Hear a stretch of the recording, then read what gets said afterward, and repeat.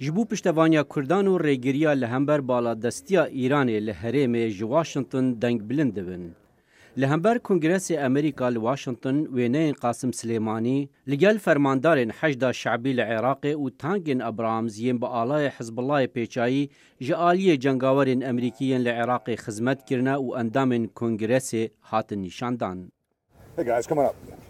کاوینا بینن اودانن و داره وینه جانا جه به هزاران گوتنان دگیره دوی وینه ده آلا حزب الله لسر تانگا ابراهام سه نخما من وزارت درو چه ده بیجه لبلی دکارن نقاشا بکن دوی وینه ده جه قاسم سلیمانی لگل میلشین عراقینه و لگل ریوبری وانن هزر بکن کرد لباشور سنور خودنیرن و دبینن کو هزا ایران و عراق بچکن امریکی بر به باکور وده چن آلیه ما آزادیه و حوالبندن ما و کردن من نباوره سرو ترام نها دزانه چه بکه و من نباوره وی اف آلای حزب الله دیتیه لی صدی ست از باورم کو وزارت درو دزانه دویده چید به نوینر اریزونا ترنت فرانکس جی بجداری پریس کنفرانسا پشتوانیا کردان بو.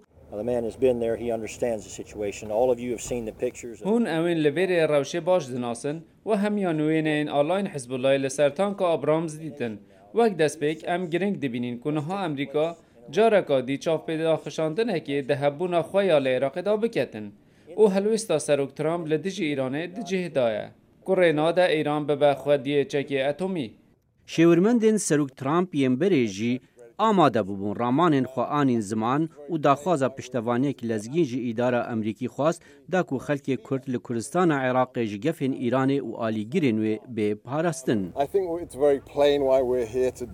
یا زلال کاچما هم ایرو لویرینه یک جنزکترین حوال بندین ما گله حرم کردستان یم به باور جه گروپین گریدای به ایران به پارێزین. ایران رولکا گلک خراب لحرمه هیا جه یمن و عراق بگره حتی سوریه.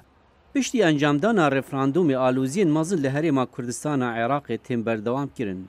جواکا کرد رخنین خول اداره امریکی دیکن کو پشتوانیا حشد شعبی دیکن لدج د صلات حرم کردستان عراق.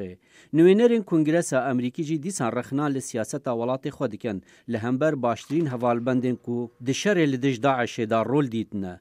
نها او بانگ ل اداره واشنطن دیکن کو پشتوانیا کردان بکن او پنگا واند ویواری دا با اویژن. نجیب بالایی دنگ امریکا واشنطن